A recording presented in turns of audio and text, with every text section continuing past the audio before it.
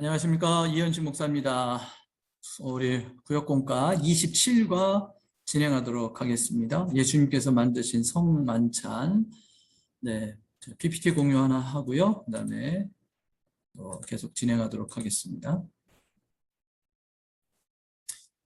27과는 예수님께서 만드신 성만찬에 대한 부분을 우리에게 소개해주고 있습니다. 고린도전서 11장인데요. 1절에서부터 16절까지는 머리에 쓰는 것에 대한 논쟁을 통해서 남녀 간의 평등함에 대한 것들을 먼저 언급하고, 그 다음에 17절에서부터 34절까지 예수님께서 친히 제정하신 성만찬에 대한 부분을 우리에게 소개를 해주고 있습니다.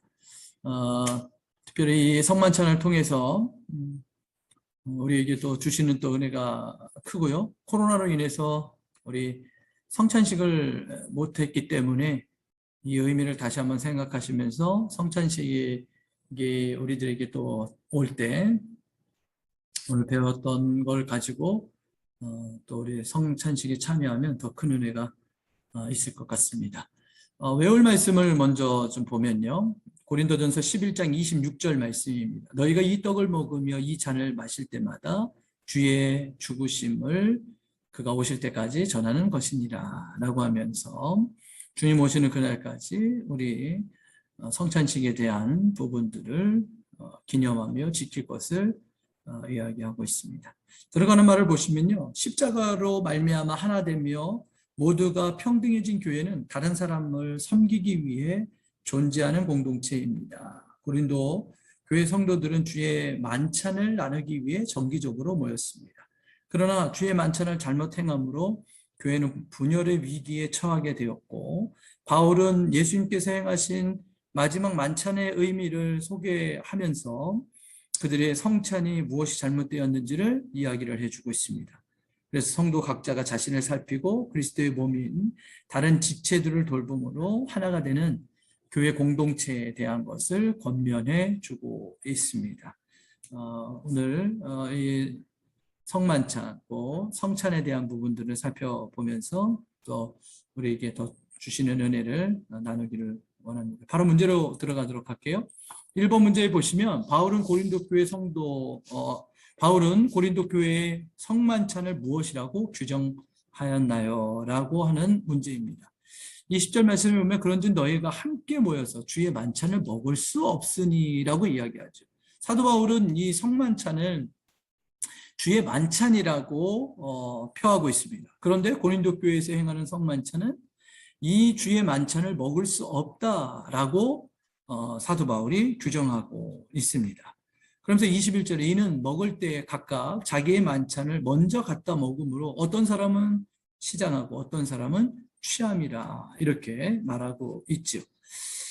주의 만찬이라고 할 수 없는 이유는 그들이 즐긴 만찬은 자신들의 육적인 만족을 위해서 행했지, 주님께서 정하셨던 이 만찬의 의미를 잃고 퇴색시켰다라고 사도 바울이 말하고 있습니다.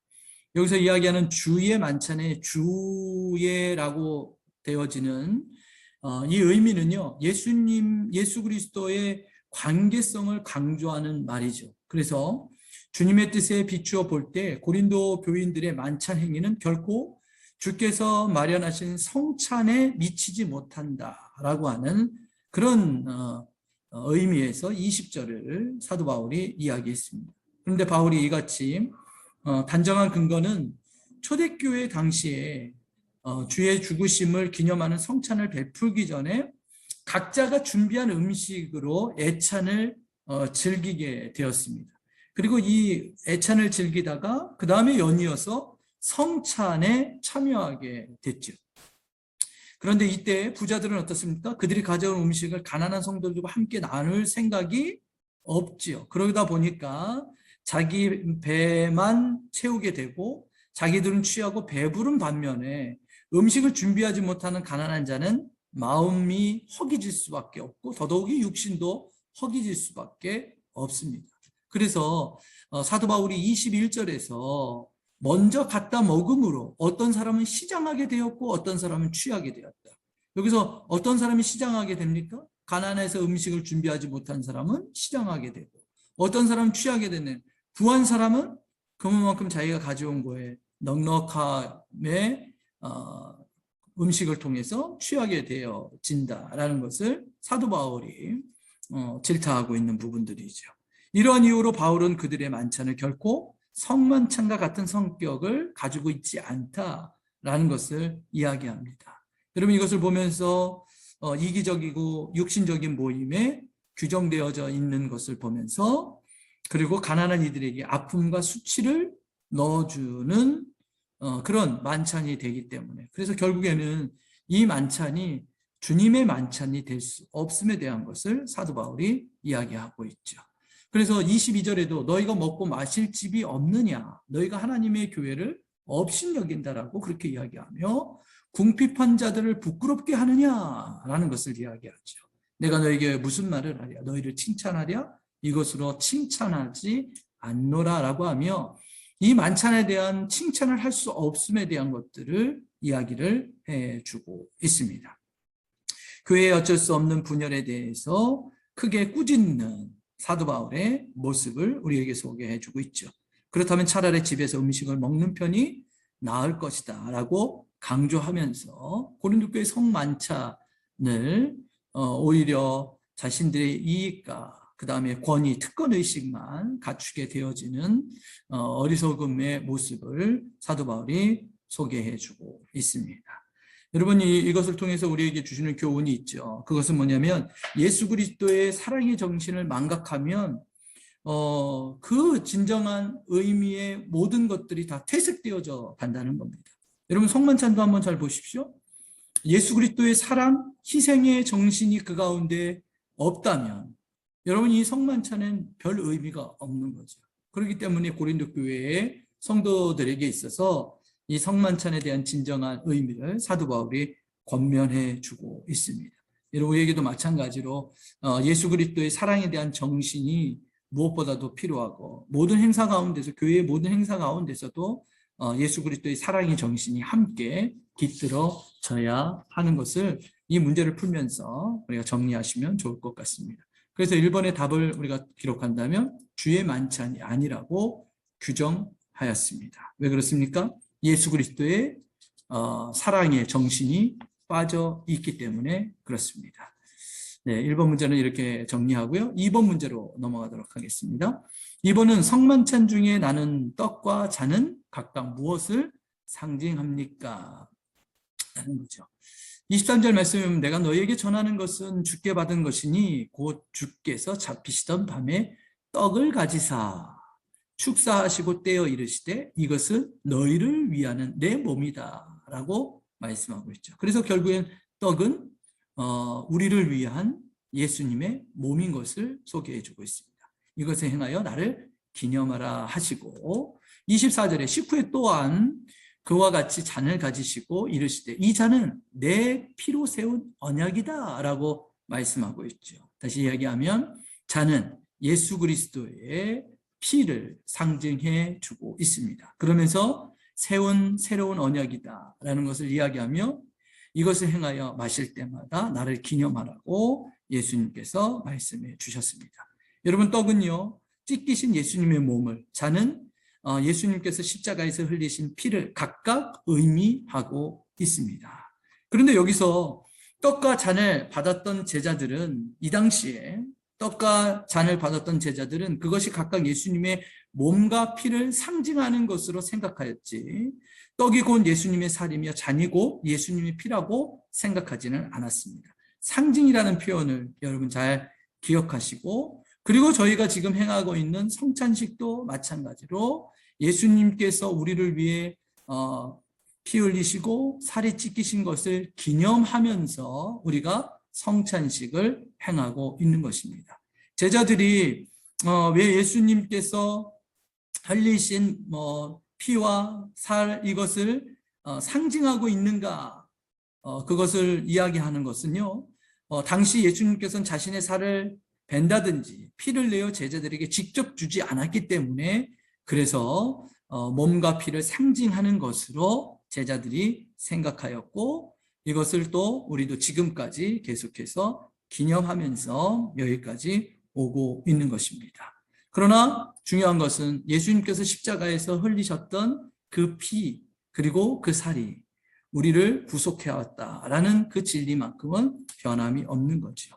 예수님께서는 당신의 생명을 희생시킴으로써 당신을 믿는 모든 자들에게 구원을 주시는 언약을 세우셔서, 그래서 25절에 내 피로 세운 언약이다 이렇게 말씀하고 있습니다.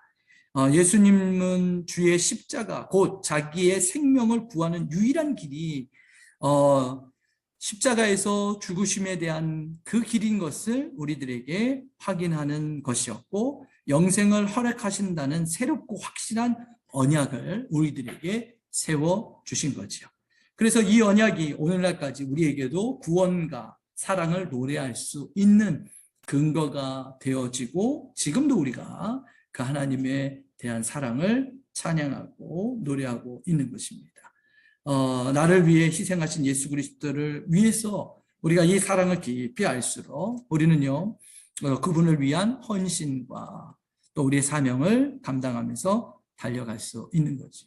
그런데 여러분, 이 사실에 대해서 우리가 깊이 묵상해야 하는 이유가 여기에 있습니다. 그런데 사사로운 문제로 교회가 나눠지고 상처받고 있다면, 예수님께서 찢기셨던 그 살과 흘리셨던 피, 이 의미를 우리는 또 퇴색시킬 수밖에 없는 거죠. 고린도 교회 당시의 모습을 한번 보시면, 왜 사도 바울이 이 성만찬에 대해서, 떡과 잔에 대한 것을 이야기하면서 예수님의 살이요, 그리고 예수님께서 흘리신 피로 세운 언약인 것을 이야기했을까라는 것들을 생각해 볼 수가 있습니다. 교회가 나눠지고 있지요.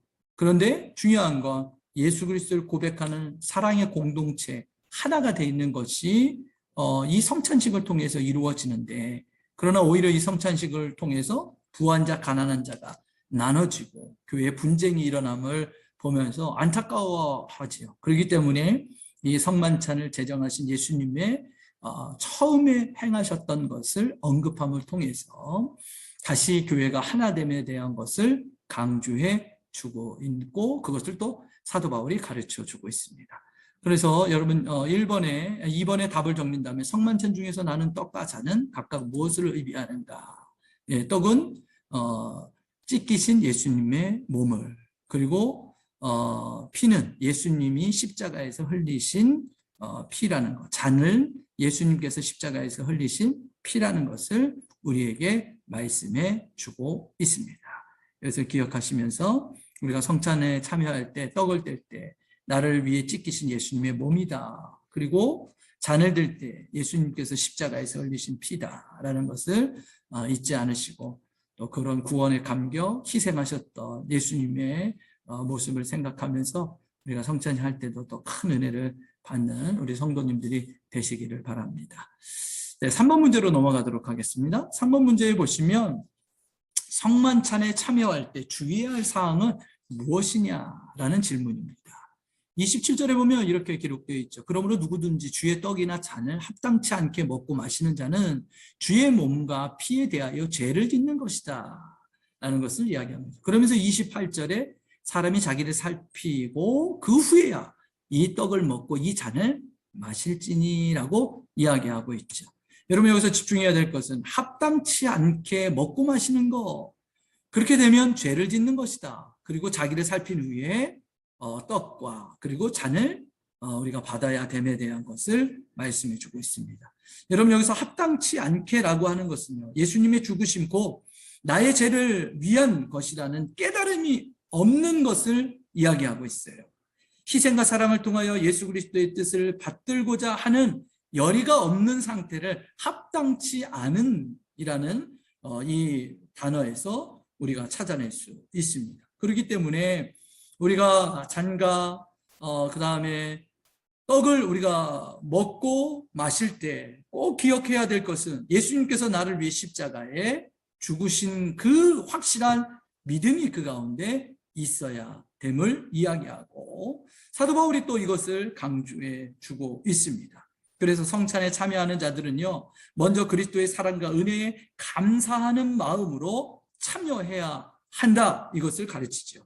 그러나 만일 그들이 합당치 않게 행한다면 예수 그리스도께서 자신을 내어준 목적과 정신에 위배되어진다 라는 것을 사도 바울이 강조하고 있습니다. 그래서 결국에는 어떻습니까? 그렇게 행하는 사람은 십자가 처형에 대해 관계하였던 자들과 같은 죄를 동일하게 우리가 짓는 것이다 라는 것을 27절에 이야기하죠. 그래서 여러분, 합당치 않게라고 하는 이 단어를 잘 기억하시면 좋겠습니다. 그리스도의 사랑과 은혜에 감사하는 마음, 그리고 그런 마음을 가지고 이 예식에 참여해야 되고, 예수님께서 나를 대신해서 죽으셨다라고 하는 이 믿음의 마음을 가지고 참여하며, 그리고 떡과 잔, 그리고 떡을 먹고 잔을 마셔야 됨을 말씀해 주고 있습니다. 그러므로 성찬에 임하기 전에 먼저 자신이 그리스도를 진정한 구주로 믿고 있는지, 그분의 희생과 사랑을 감사하게 생각하고 있는지를 살핀 다음에 우리는 이 예식에 참여해야 합니다. 여러분, 그래서 우리가 성찬에 참여하는 대상이 누구입니까? 세례를 받은 사람이 성찬에 참여하게 되어져 있습니다. 여러분, 세례를 받는다는 의미가 뭘까요? 예수님은 나의 구주이십니다 라고 하는 이 신앙 고백이 있는 사람이 세례를 받게 되어집니다. 그러니까 세례를 받은 자가 성찬에 참여하면 결국에는 나는 예수님을 구주로 믿습니다 라고 하는 이 신앙 고백이 있는 자가 이 성찬에 참여하게 되는 거죠. 결국에 합당하지 않게 먹고 마신다라는 건 구원과 관계없이 이 행사에 참여한다, 이것으로 우리가 해석해야 되고, 그리고 사람이 자기를 살핀다라는 건 내가 구원의 확신 가운데 있느냐라는 것들을 생각하고, 그 다음에 떡을 먹고 잔을 마셔야 됨을 가르쳐 주고 있습니다. 여러분, 기독교에 있어서 이 성찬은요, 우리가 몸으로 드리는 예배입니다. 그렇기 때문에 예수 그리스도의 죽으심을 기념하는 복된 행위가 되어지며, 또 내 자신이 희생의 제물로 드려지고, 또 예수님께서 나를 위해 구원해 내신 참 놀라운 놀라운 것을 우리가 또 믿음을 확인하면서 참여하는, 몸으로 드리는 예배가 바로 성찬이라는 것을 기억하셔서 이 성찬을 행할 때 우리 각자가 최소한 내가 구원의 감격에 대한 것들을 재점검하면서 여러분 이 예식에 참여해야 합니다. 자, 그래서 이 답을 정린다면 자기 자신을 먼저 살펴야 하고, 그 다음에 합당한가 그렇지 않은가를 우리가 살피면서 이 예식에 참여해야 합니다. 여러분, 성찬은 참 귀한 겁니다. 그렇기 때문에 여러분, 우리의 구원에 대한 것은 재확인할 수 있는 시간이기 때문에 성찬할 때마다 예수 그리스도가 나의 구주입니다 라고 하는 이 고백, 여러분 다시 한번 점검하시고 또 이 예식에 참여하면 우리의 더 큰 하나님의 은혜가 있게 된다는 것을 기억하시면서 여러분 자신을 살피면서 성찬에 참여하시기를 바랍니다. 이제 마지막 문제를 보도록 할까요? 성찬에 대해 결론적으로 어떻게 충고를 하고 있는가라는 거죠. 여러분, 33절에 보면 그런즉 내 형제들아 먹으러 모일 때 서로 기다리라, 이렇게 이야기하죠. 왜 그렇습니까? 기다리는 것은 부한 자가 먼저 애찬을 하고 나는데, 그러나 가난한 자가 준비하지 못하는 그런 상황 가운데도 있을 수 있다는 거죠. 그래서 기다려서 함께 이 성만찬을 행하라라는 거죠. 먼저 부한 사람이 갖고 와서 다 자기의 이기적인 마음으로 다 먹고 취하지 말라라는 가르침을 이야기하고 있습니다. 다시 이야기하면 상대에 대한 배려, 사랑, 이것을 기다려라 라고 하는 이 표현에서 우리가 찾아낼 수 있죠. 34절도 보세요. 만일 누구든지 시장에 가든 집에서 먹고 오라고 이야기를 하는 거죠. 그러면서 이 모임이 판단받는 모임이 되지 않게 너희들이 신중하게, 그리고 예수님의 가르침대로 이 모임을 진행할 것에 대해서 이야기합니다. 그러면서 사도 바울이 여기서 더 한 가지 하는 것은 기본적인 것들은 먼저 지키고 내가 다시 가서 언제든지 또 바로잡겠다라는 것을 사도 바울이 견면해 주고 있습니다. 첫 번째, 기다려야 하고, 그 다음에 판단받지 않는 모임이 되도록 너희들이 이것들을 신중하게 할 것에 대한 것을 말씀해 주고 있습니다. 사도 바울은 애찬을 위해서 할 거라면 차라리 집에서 하는 게 낫지 교회에서 모여서 할 필요는 없다는 거죠. 주의 성찬을 하기 위해서라면, 그렇다면 떡과 포도주를 거룩하게 구별하여서 하나님 앞에 드리고 그리고 사랑의 공동체를 이루어 가야 함을 말씀해 주고 있습니다. 여러분, 성찬은 그렇습니다. 내가 예수 그리스도를 믿습니다라고는 구원을 확인하는 시간이고요. 또 나만 확인하는 것이 아니라 옆에 있는 동역자들이 함께 더불어서 그분도 역시 마찬가지로 예수님을 구주로 고백합니다라는 하나의 신앙의 고백이 같은 자들 공동체의 모임인 것을 우리에게 이야기를 해주고 있는 거죠. 그래서 서로가 기다리면서 배려함이 있어야 되고, 이런 그런 진정한 예수 그리스도의 가르침대로 우리가 행한다면 세상의 판단을 받는 그런 모임이 되지 않고 오히려 우리의 거룩함이 드러날 수 있는 성찬의 모임이고, 그리고 더 은혜스러운 모임이 될 수 있다는 것이죠. 그래서 이 성찬에 대한 사도 바울의 결론은 답을 푼다면 이렇습니다. 서로 기다리고 그다음에 시장 앉아 집에서 먹고 판단받지 않는 모임이 되지 않도록 신중하게 이 부분을 잘 지키고 예수님의 가르침대로 따라갈 것을 이야기해주고 있습니다. 네, 여러분, 이 공과를 보면서 우리가 과연 만찬을 통해서 성찬을 통해서 어떻게 해야 될 것인가를 잘 이렇게 자리 잡으시면 좋을 것 같습니다. 핵심은 이겁니다. 예수 그리스도에 대한 신앙의 고백, 그분이 나를 위해 십자가에 죽으셨다라고 하는 이 구원을 확인하는 시간이 바로 이 성찬의 시간입니다. 그래서 나를 위해 몸을 찢기신, 그래서 떡을 받는 것, 그리고 나를 위해 피를 흘리신 예수님, 그래서 우리가 잔을 받게 되어지는 겁니다. 이 구원의 감격이 있을 때 이 성찬은요, 더 큰 은혜의 현장으로 우리가 들어갈 수 있게 되고요. 그 다음에 신앙의 고백이 같은 우리가 한 자리에 모였기 때문에, 그래서 우리는 같은 신앙을 고백하는 공동체입니다 라는 것을 서로 고백하는 거죠. 같은 신앙을 고백하는 시간이기 때문에 참 감격스럽고 또 은혜스러운 거죠. 같은 신앙 고백이 있는 그 안에 우리 어떤 새로운 공동체에 대한 강한 의식을 가질 수가 있게 됩니다. 그렇기 때문에 이 성찬은요, 교회가 하나됨을 보여주는 몸으로 드리는 예배이죠. 너무나도 귀한 겁니다. 여러분, 성찬할 때마다 이것들을 생각하시면서 참여하면 큰 은혜가 될 줄로 믿습니다. 자, 그럼 적용하기에 우리 한번 볼까요? 감사로 은혜로 시작한 일이 나중에 짐으로 불평의 요소로 전락한 것은 없는지 생각해 보세요 라는 거죠. 여러분, 이 문제는요, 다른 게 아니라 고린도 교회가 그렇다는 거예요. 고린도 교회는 어떻습니까? 원래는요, 알맹이가 풍성했던 교회이죠. 그런데 이 알맹이가 빠지면 뭐가 되냐면 껍데기만 남게 되어진다는 거예요. 처음에는 고린도 교회 성도들이 어떻습니까? 십자가 은혜 감격으로 모이게 되고 성만찬을 감사함으로 했습니다. 근데 나중에 되는 이것들이 퇴색되어지다 보니까 결국에는 껍데기만 남는 이런 모습이 되어진 거죠. 여러분, 우리의 봉사의 자리도 마찬가지예요. 교사로 우리가 섬겼습니다. 그런데 그것이 짐이 돼버리면 거기에 불평이 있을 수밖에 없습니다. 여러분, 그때 뭘 찾냐면 내가 처음에 시작할 때 이 직분에 대한 감사, 은혜, 이것들을 생각하면요, 불평의 요소가 사라지고 다시 한번 우리가 내 직분에 대한 힘이 그 가운데 얻어지게 되어서 힘있게 또 그것들을 사명을 감당할 수 있게 되어진다는 거죠. 그래서 여러분, 우리가 혹여나 감사로 은혜를 시작했는데 나중에 이것이 퇴색된 것이 있다면 다시 감사와 은혜를 회복하라. 그래서 이것을 적용점을 찾으라고 이 1번을 같이 여기에 좀 기록해 놓았습니다. 함께 나누면 좋을 것 같고요. 적용을 찾아보시면 좋을 것 같습니다. 2번입니다. 성찬 때 내가 살펴야 할 것은 무엇인지 생각해 보세요 라는 거죠. 여러분, 성찬 때 앞에도 문제를 풀었지만 내 자신을 살펴야 되죠. 여러분, 거기에 가장 우선이 되는 건 뭘까요?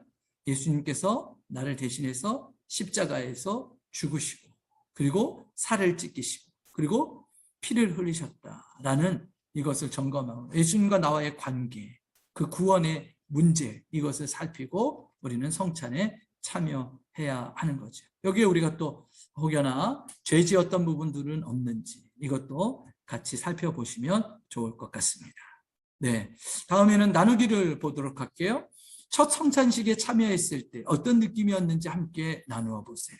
그리고 2번도 어떻게 보면 같은 맥락에서 또 볼 수도 있습니다. 가장 기억에 남는 성찬식이 있다면 함께 나눠보세요. 대부분이 기억에 남는 건 첫 성찬식이 기억에 남기도 합니다. 아니면 이제 중간에 또 내가 낙심되고 어려웠을 때 이 성찬식에 참여하면서 내 신앙이 회복되었던 이때도 있게 되어지죠. 그런 것들을 살피면서 성찬 때 은혜 받았던 것을 기억하면서 이것을 좀 나눠보시면 좋겠어요. 여러분 이 성찬을 은혜 받은 거를요 여러분 구역 식구들과 함께 나누는 것도 좋고요. 그리고 자녀들과 함께 나누는 것도 좋습니다. 그래서 우리 자녀들이 세례받거나 입교했을 때 성찬에 처음에 참여할 때는 저는 이왕이면 부모님들과 한 자리에서 이 성찬을 참여하면서 그 진지함과 그리고 예수님께서 나를 대신해서 죽으셨다라는 그 구원의 은혜들을 이야기하면서 참여하면 참 귀한 성찬이 되지 않을까. 그리고 다음 세대도 역시 마찬가지로 또 이 성찬에 대한 깊은 의미를 깨닫지 않을까 그렇게 생각이 듭니다. 저는 개인적으로 이 성찬식에서 기억에 남는 건요. 선교지에서 성찬했던 게 굉장히 기억에 남습니다.